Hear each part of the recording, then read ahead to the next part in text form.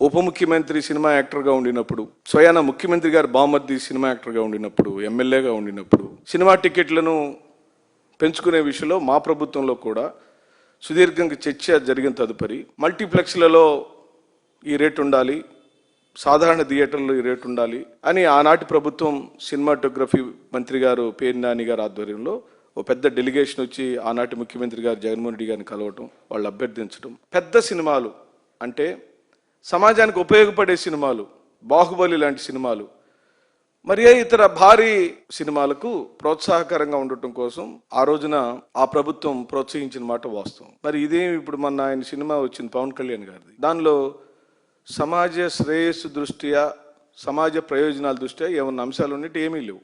రక్తపాతం ఉంది, చంపుకోవటం ఉంది, నరుక్కోవటం ఉంది. దానికి ప్రభుత్వం రేట్లు పెంచింది, అంటే ప్రభుత్వం ప్రోత్సహించింది. ఇప్పుడు ఈయన ఒక మత సంబంధిత అంశాలని ఎక్కువగా ఉన్నాయి ఆ సినిమాలని సోషల్ మీడియాలో వస్తుంది.